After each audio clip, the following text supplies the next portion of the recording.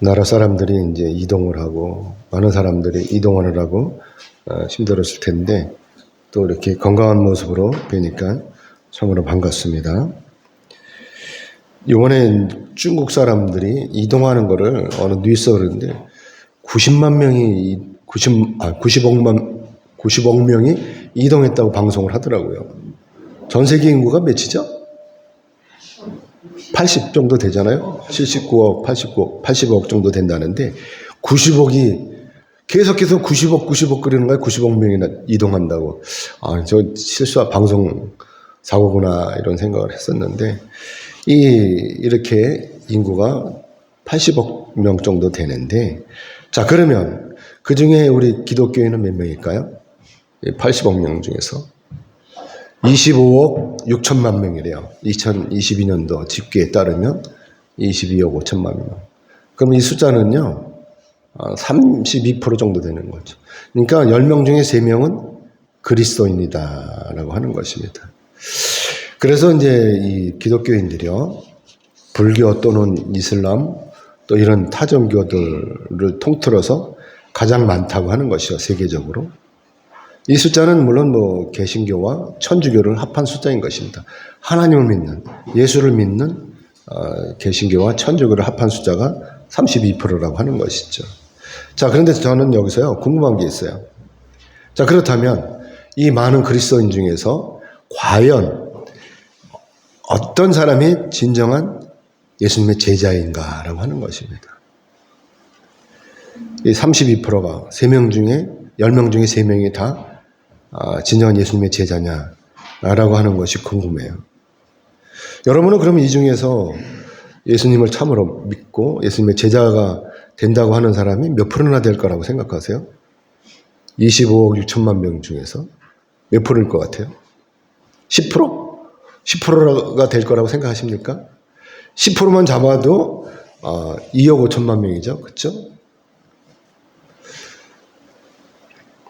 자, 그러면 이 예수님의 진정한 제자라면 어떤 사람을 예수님의 제자라고 할까요? 진정한 제자라고 할까요? 어떻게 사는 사람? 삶 속에서 어떤 사람을 예수님의 진정한 제자라고 우리가 평가할 수 있을까요? 그래서 베드로전서 2장 21절을 보면 넘겨주세요. 베드로전서 2장 21절의 말씀 같이 보겠습니다. 같이 읽겠습니다. 시작. 이를 위하여 너희가 부르심을 받았으니 그리스도도 너희를 위하여 고난을 받으사 너희에게 본을 끼쳐 그 자취를 따라오게 하려 하셨느니라. 아멘.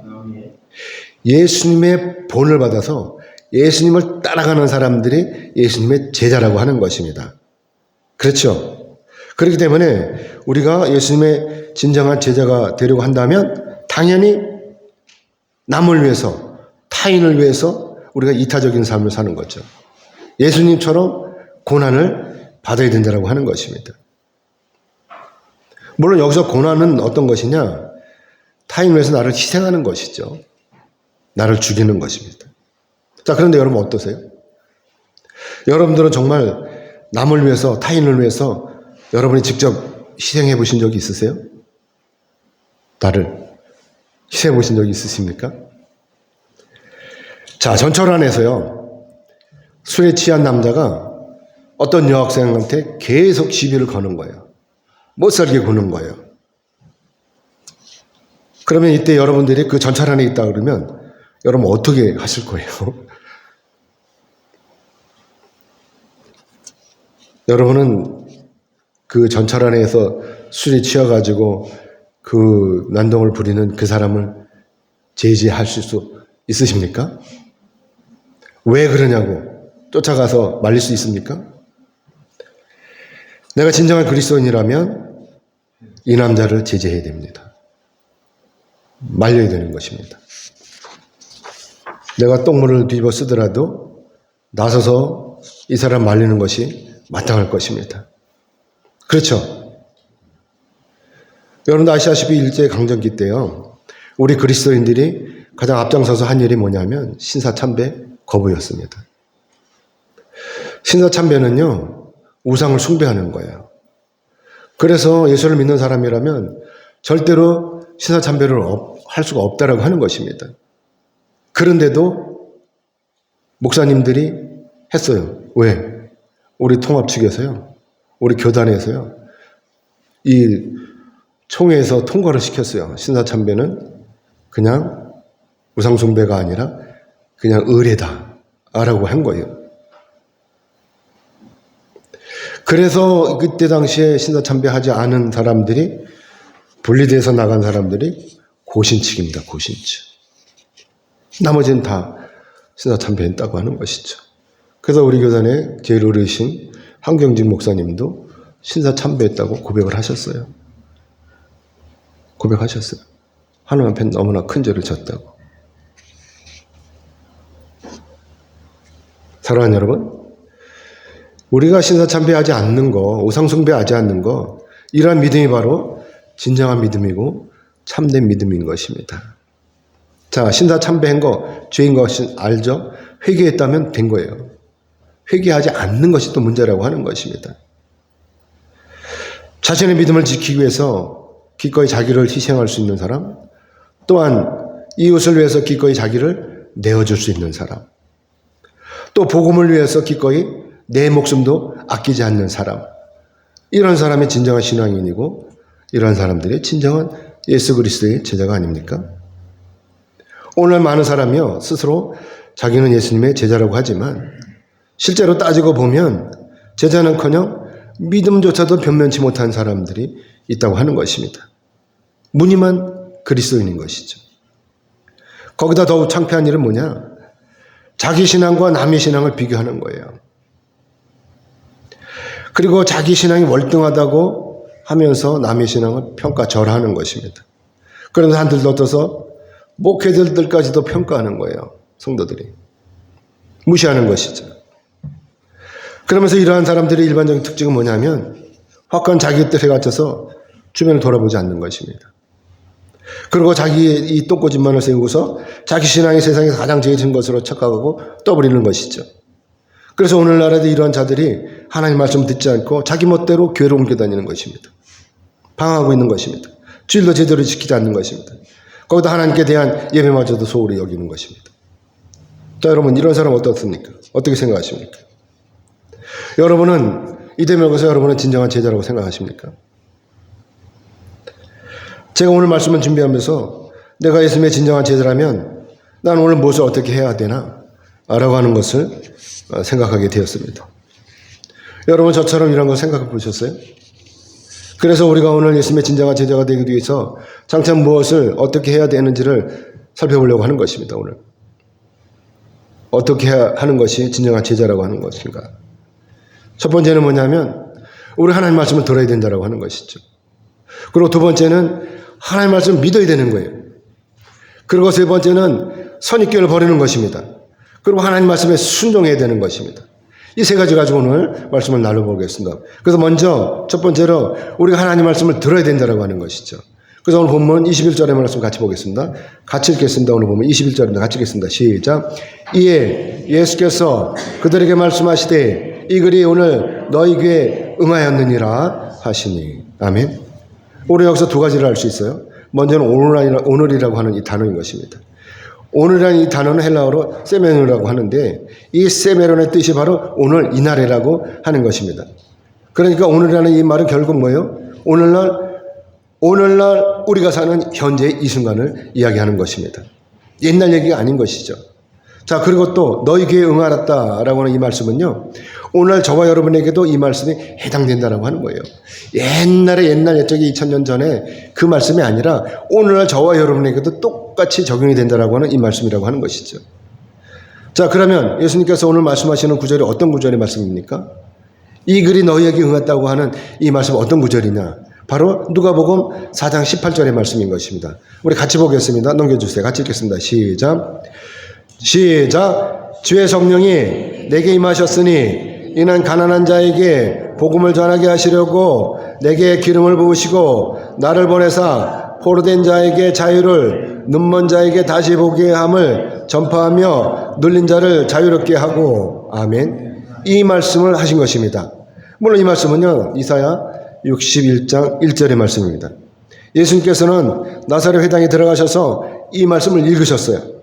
그리고 그때 회당 안에 앉아있던 회중들에게 적용하신 말씀이 바로 이 글이 오늘 너희에게 응하였느니라 라고 이렇게 말씀을 하신 것입니다. 예수님께서 이렇게 말씀하시는 이유는 바로 예수님께서 이 땅에 오신 이유를 확실히 밝히시려는 것이고, 그래서 예수님께서 이 땅에 오신 그 이유가 바로 이사야가 예언한 이 말씀이라고 하는 것입니다. 첫째는 가난한 자에게 복음을 전하시려고 하는 것이고, 둘째는 포로된 자에게 자유를 주시려고 하시는 것이고, 세 번째는 눈먼 자에게 다시 보게 하시려는 것이고, 네 번째는 눌린 자에게 자유롭게 하시려고 하시는 것이다 라고 하는 것입니다. 그래서 이것이 바로 예수님께 주어진 예수님의 진정한 사명이었다고 하는 것이죠. 그래서 예수님께서 이렇게 이사야가 예언한 이 말씀을 읽으시고 예수님께서 이 땅에 오신 그 당위성을 주장하시는 것입니다. 아시다시피 당시 이스라엘은 로마의 식민지였습니다. 그래서 로마 황제가 빌라도를 이스라엘 총독으로 파견했던 것이고, 그래서 로마 황제로부터 헤롯이 이스라엘 왕으로 인준을 받아서 이방인으로서 이스라엘 왕으로 군림하고 있었던 것입니다. 그래서 이처럼 이스라엘 사람들이 이방인들에게 지배를 당하고 있었던 것입니다. 하나님을 제대로 믿지 않으니까 이렇게 외부로부터 침략을 받아갖고 외부인들이 다스리고 있는 것입니다. 오늘날도 마찬가지예요. 우리 하나님을 믿지 않으면 외부로부터 침입을 받는 거예요. 우리 하나님을 믿지 않으면 북한에서 언제 내려올지 몰라요. 정신 똑바로 차려야 되는 것입니다.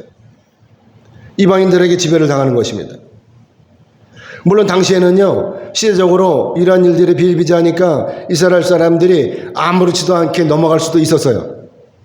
하지만 이스라엘은 하나님으로부터 선택을 받은 손민이었던 것입니다. 그렇기 때문에 사랑이 많으신 하나님께서는 이들을 그대로 내버려둘 수가 없는 것이죠. 그냥 넘어갈 수가 없는 거예요. 그래서 하나님께서 어떻게든지 이스라엘을 로마 등 이 외부 압제로부터 구원하시려고 하는 것입니다. 그래서 계획을 세우시고 그 계획에 따라서 예수님을 이 땅에 보내신 것이죠. 물론 여기에는 오늘날 저와 여러분의 구원 문제도 포함이 되었다고 하는 것입니다.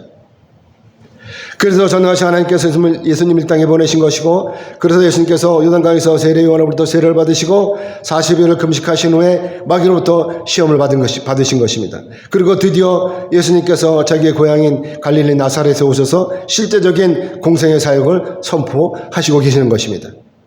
예수님의 이 공생의 사역은 당연히 이스라엘 사람들 뿐만이 아니라 오늘날 우리에게도 막강한 영향력을 미치는 이 사역이라고 하는 것입니다. 그래서 오늘날 예수님께서 선포하시는 이 말씀이 아주 중요한 말씀이라고 하는 것이죠. 그래서 예수님 자신을 위해서 이 땅에 오신 것이 아니라 순전히 남을 위해서 이타적인 이 공생의 사역을 위해서 이 땅에 오신 것을 이렇게 선포하시는 것입니다. 사랑하는 여러분, 자, 그러면 이때 회당 안에 있던 이 사람들이 이사야가 예언한 이 말씀을 하나님의 말씀으로 받고 또 이해하고 아멘으로 화답하였을까요? 자, 여러분 어때요? 여러분 아멘이십니까? 그러나 이때 우리가 하나님의 이 말씀을 아멘으로 받지 않고 하나님의 말씀을 의심하면 어떻게 되겠습니까? 전혀 은혜가 되지 않는 것입니다. 그때나 지금이나 하나님의 말씀을 바로 받지 않으면 은혜가 되지 않는 것이죠. 그렇기 때문에 이런 예배는요, 내가 하나님 앞에서 예배를 드리는 것이 아니라 그냥 시간을 때우는 것입니다.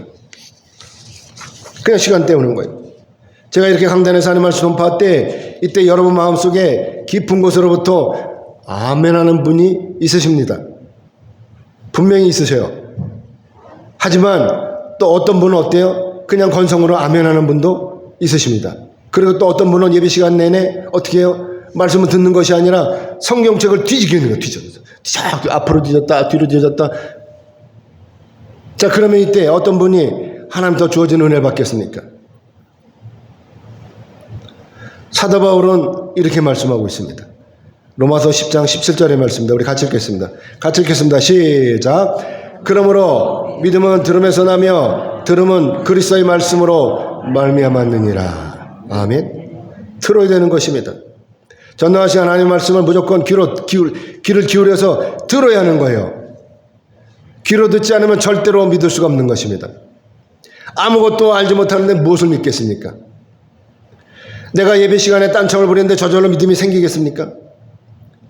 예수님께서 이렇게 말씀을 선포하시는데 이때 예수님 말씀을 듣지 않고 배척하면 도대체 무엇을 믿겠습니까? 그러므로 바라옵기는 이 강단에 선포되는 하나님의 말씀에 무조건 귀를 기울이시기를 주님의 이름으로 축복합니다.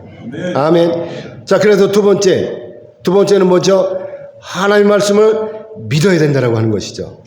믿어야 되는 것입니다. 오늘 보면 22절로 23절의 말씀 우리 같이 읽겠습니다. 22절, 23절 같이 읽겠습니다. 시작. 그들이 다 그를 증언하고 그 입으로 나오는 바 은혜로운 말을 놀랍게 여겨 이르되 이 사람이 요셉의 아들이 아니냐. 예수께서 그들에게 이르시되 너희가 반드시 의사야 너 자신을 고치라 하는 속담을 인용하여 내게 말하기를 우리가 들은 바 가버나움에서 행한 일을 네 고향 여기서도 행하라 하리라. 아멘. 강단에서 선포되는 하나님의 말씀은요, 자기 컨디션에 따라서 선택적으로 구원해서 받을 수 있는 말씀이 아니라고 하는 것입니다.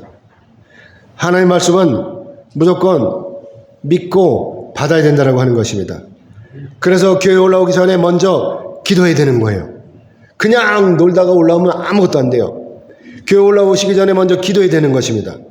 하나님, 오늘 말씀 무조건 믿고 받을 수 있도록 도와주세요 라고 기도하고 올라오셔야 된다고 하는 것입니다. 그러면 여러분은 오늘 예배에 승리하시는 거예요.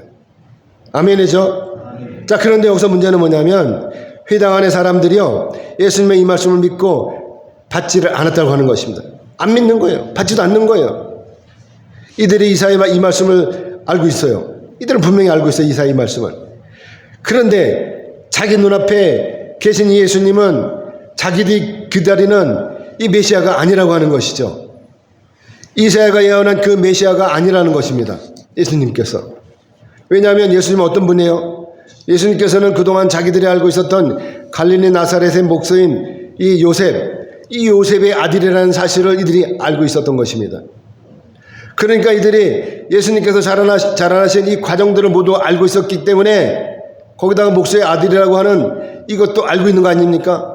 그리고 이 목소인 요셉이 죽고 난 후에 예수님이 장자잖아요. 이 장자인 예수님께서 자기 동생들을 돌봤잖아요. 이런 내력까지 다 알고 있는 거예요.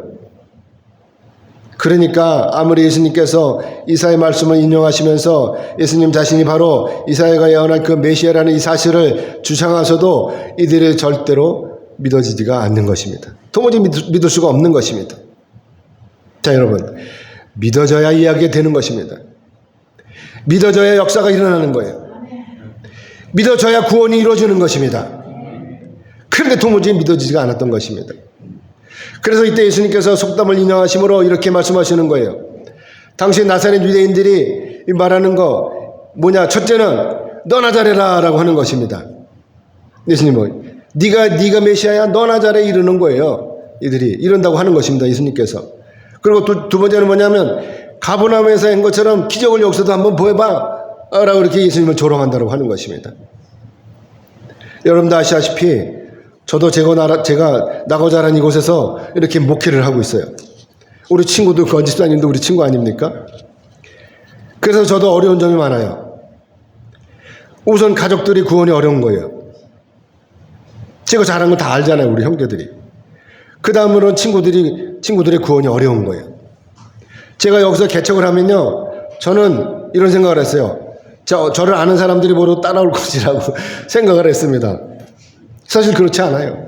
안 따라와요. 안 따라와. 혼자 따라왔어요. 우리 집사님 혼자. 아시다시피 저를 알잖아요. 그렇죠? 저를 아는 사람들이 예수를 믿는 것하고는 분명히 차이가 있는 거예요. 아는 것하고 예수를 믿는 것하고 차이가 있다고 하는 것입니다. 그래서 가족들이나 친구들이 우리 교회에 올라오기가 어려운 것입니다. 그래서 예수님께서 이렇게 말씀하시는 거예요. 오늘 보면 24절 같이 읽겠습니다. 24절 같이 읽겠습니다. 시작. 또 이르시되 내가 진실로 너희에게 이르노니 선지자가 고향에서는 환영을 받는 자가 없느니라. 아멘. 그래서 저는 이해가 돼요. 그래서 저는 예수님의 이 말씀이 완전히 이해가 되는 거예요. 하지만 저는 제가 여기서 개척한 것을 절대로 후회하지 않습니다. 왜 그러겠어요? 제가 여기서 개척을 했기 때문에 귀하신 여러분들을 만난 것입니다. 아멘이죠? 그렇기 때문에 여기서 중요한 것은 바로 어떤 이유를 막론하고 강단에 선포되는 전능하신 하나님의 말씀을 그때나 오늘이나 지금이나 절대로 반드시 믿어야 된다고 하는 것입니다. 아멘. 그러므로 바라옵기는 이 강단에 선포되는 하나님의 말씀을 무조건 믿으시기를 주님의 이름으로 축복합니다. 아멘. 자, 그리고 세 번째, 마지막으로 세 번째는 뭐냐면 선입견을 버리고 하나님의 말씀에 순종이 된다고 하는 것입니다. 예수를 믿으면 구원받는다는 이 사실을 우리 너무나 잘 알고 있어요. 왜냐하면 우리 예배 시간마다 귀가 따갑도록 들었기 때문인 것입니다. 그렇죠? 자, 그런데 문제는 뭐냐면 하나님의 말씀을 귀로 들었으면 마음으로 믿어야 된다는 것이죠. 자, 아는 것으로 끝나면 아무런 소용이 없어요. 자, 그런데 여기서 더 중요한 것은 뭐냐? 그것은 바로 하나님의 말씀을 귀로 들었으면 마음으로 믿어야 하고 마음으로 믿었다면 당연히 순종해야 된다는 거예요. 자, 그러면 하나님의 말씀에 순종하는 것이 어떤 것입니까? 그래서 오늘 본문 25절로 27절의 말씀을 같이 보겠습니다. 25절부터 27절을 같이 읽겠습니다. 시작. 내가 참으로 너에게 이르노니 엘리야 시대에 하늘이 3년 6개월간 갇히어 온 땅에 큰 흉년이 들었을 때 이스라엘에 많은 과부가 있었으되 엘리야가 그중 한 사람에게도 보내심을 받지 않고 오직 시돈 땅에 있는 사렙다의 한 과부에게 뿐이었으며 또 선지자 엘리사 때에 이스라엘에 많은 나병 환자가 있었으되 그 중에 한 사람도 깨끗함을 얻지 못하고 오직 수리아 사람 나만 뿐이었느니라. 아멘. 사랑하는 여러분, 이처럼 예수님께서 구약의 엘리야와 엘리사의 기적을 인용하심으로 이렇게 굳이 말씀하시는 그 이유는 바로 당시 회당에 앉아 있었던 유대인들이 무척이나 완악해서 전능하신 하나님의 말씀을 믿지 못하기 때문이고 이들이 전능하신 하나님의 말씀을 믿지 못하니까 당연히 하나님의 말씀대로 순종하지 않았기 때문이라고 하는 것입니다. 그래서 전능하신 하나님의 은혜가 다른 곳으로 흘러갔다는 말씀이신 것이죠. 자, 그러면 유대인들이 하나님의 말씀에 순종하지 않은 것이 무엇입니까? 그것은 바로 유대인들이 하나님 앞에 엎드려서 기도하지 않았다고 하는 것입니다. 전능하신 하나님의 놀라우신 능력을 알고 있으면서도 이들이 도무지 기도하지 않았다고 하는 것이죠. 그러니까 기도하지 않으니까 병이 낫지 않는 거예요. 기도하지 않으니까 하나님의 능력이 나타나지 않는 것입니다. 그러니까 하나님께서 유대인이 아닌 시돈의 사렙다 과부에게 이 엘리야를 보내신 것입니다. 이 과부는 3년 6개월 동안 긴 가뭄 속에서 죽어가고 있었어요. 그런데 하나님께서 엘리야를 보내심으로 말미암아 이 과부는 물론이고 이 과부의 아들까지도 살리셨다고 하는 것입니다. 목숨을 부지하게 했던 것입니다. 그러니까 유대인이 아닌 이 수리아 사람 아람의 이 나만 장군도 이스라엘 엘리사를 찾아오게 된 것입니다. 그리고 불치병은 나병을 고친 것이 아닙니까? 하나님께서요, 하나님 은혜를 딴 곳으로 돌리신 것입니다. 자, 여러분 어떻게 생각하십니까? 여러분 전능하신 하나님의 능력을 믿고 기도하십니까? 아멘? 아시다시피 병든 사람이 치유받는 경우는요, 두 가지가 있어요. 한 가지는 뭐죠? 의사가 고치는 거예요. 또 한 가지는요, 전능하신 하나님이 고치신다고 하는 것입니다. 그런데 어리석은 사람들은요, 기도하지 않아요. 에이, 기도한다고 낫나? 이러는 거예요. 그러면요, 절대로 병이 치유가 되지 않습니다. 기도하지 않는데, 달라고 하지도 않는데, 그런데 줄 수는 없는 거예요. 그렇죠? 그래서 우리가 하나님 앞에 엎드려 기도할 때 전능하신 하나님께서 고쳐주실 것을 믿고 간절히 기도할 때 이때 전능하신 하나님의 은혜로 말미암아 저 여러분에게도 놀라운 치유 역사가 일어나는 것입니다. 아멘. 놀라운 치유 역사가 엘리야와 엘리사 때에만 일어나는 것이 아니라 오늘날 우리에게도 분명히 반드시 일어난다고 하는 것입니다. 우리가 전능하신 하나님 믿고 기도하면 3년 6개월 동안 가물었던 땅에도 비가 쏟아지는 것이고 우리가 전능하신 하나님 믿고 기도하면 불치병이라고 치부했던 나병도 치유가 되는 것입니다. 만사가 형통한 것입니다. 아멘. 제가 아는 우리 친구 동생이 그저께 죽었대요. 이 친구 혈액암으로 투병 중이었습니다. 그래갖고 이제 이 에코에서 만날 때마다 자랑을 하는 거예요. 난 고쳤다고. 그런 줄 알았어요. 그래서 이제 공무원으로 이제 퇴직을 했는데 이 친구가 뭘 좋아하면 술을 좋아해요. 막걸리 먹는다는 거예요. 막걸리를. 그러다가 자다가 어떻게 아침에 아침에 그랬던가 침대에서 나오다가 쓰러진 거예요. 쓰러지면서 여기 경추가 나간 거예요. 그래갖고 식물인가로 누워있다가 그저께 죽었다 그러더라고요. 저보다 후배예요. 3살이나 어린데 그 친구가 신앙이 있는 친구예요. 그 누나는 전도사고 또 그 작은 누나는 열심히 교회 다니고 그리고 이 친구도 남면교회 다니다가 지금 동주천으로 갔는데 그 와이프는 열심히 교회 다니는데 이 친구는 잘 안 나가는 거예요. 그 제가 그랬어요. 너 기도해라. 너 기도해라. 아, 형 다 났어요. 다 났어요. 그렇게 됐어요. 기도하지 않으면 치유를 받을 수가 없는 것입니다. 오늘 본문 28절 30절 말씀 같이 읽겠습니다. 오늘 본문 28절 30절 같이 읽겠습니다. 시작. 회당에 있는 자들이 이것을 듣고 다 크게 화가 나서 일어나 동네 밖으로 쫓아내어 그 동네가 건설된 산 낭떠러지기까지 끌고 가서 밀쳐 떨이고자 하되 예수께서 그들 가운데로 지나서 가시니라. 유대인들이 하나님 말씀을 믿고 순종하기는커녕 오히려 이렇게 예수님을 향해 화를 내고 달려드는 것입니다. 자, 그럼 이들은 왜 하나님 말씀을 듣고 예수님께 화를 내는 것입니까? 하나님 말씀을 믿음으로 순종하면 무조건 복이 되는데, 그런데 이들이 왜 이렇게 하나님 말씀을 순종하지 않고 오히려 화를 내면서 예수님을 낭떠러지에 떨어뜨리려고 달려드는 것입니까? 그것은 바로 이들의 내면에 뭐가 있어요? 선입견이 있게 되는 것입니다. 선입견. 예수님께서 자기들이 그토록 기다리던 막간 능력의 그 메시아가 아니라 보잘것없는 나사렛 목수인 요셉의 아들이라고 하는 이 선입견 때문에 이들이 예수님을 믿지 못하고 예수님을 죽이려고 하는 것입니다. 만약에요, 예수님께서 유대인 중에서 명망이 높은 이 랍비의 아들이었다면, 아니 로마의 황제의 아들이었다면 아마도 이들은 예수님을 메시아로 받아들였을 것입니다. 그런데 이처럼 나사렛에서 가장 보잘것없는 목수의 아들이 이렇게 메시아라고 하니까 이것은 도저히 참을 수가 없는 것입니다. 이 선입견을 가지고. 그래서 이들이 예수님을 죽이려고 달려들었던 것입니다. 제가 친구를 만나면요, 친구들이 저를 부를 때요, 목사님이라고 불러요. 그런데 사실 따지고 보면요, 우리 친구들이 저를 목사로 인정하는 것은 아니에요. 왜 그러겠어요? 어렸을 때부터 저를 잘 알잖아요. 같이 자랐잖아요. 그리고 학교도 같이 다녔잖아요. 그래서 이런 선입견 때문에 저를 목사로 선뜻 인정하지 못하는 것입니다. 저는 그런 친구들을요, 이해해요. 저도 그랬으니까 이해합니다. 그래서 제가요, 더 경건하기를 기도하는 것입니다. 목사로서 하나님께 누가 되지 않기를 기도하는 것입니다. 하지만 예수님은요, 저와 달라요. 예수님은 하나님의 아들이시고 하나님이시잖아요.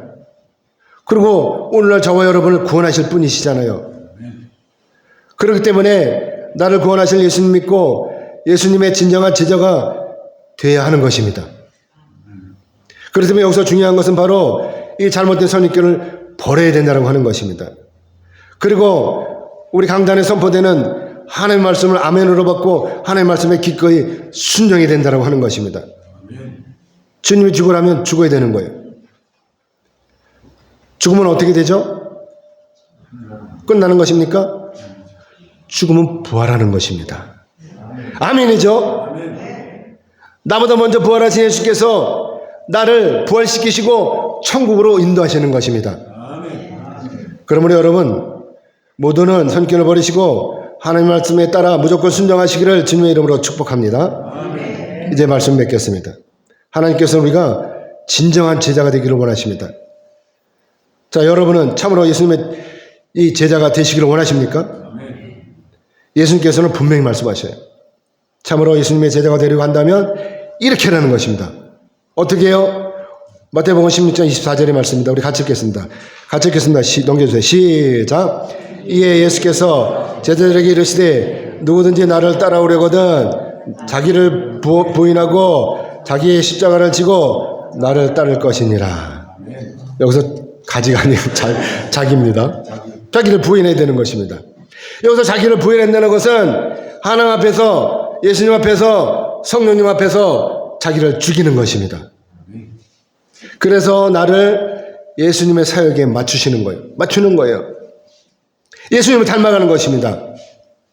예수님은 저와 여러분을 구원하시기 위해서 십자가를 지셨어요. 자, 그러면 우리는 어떻게 해야 돼요? 예수님처럼 이렇게 십자가를 져야 되는 것입니다. 여러분 이루실 수 있어요?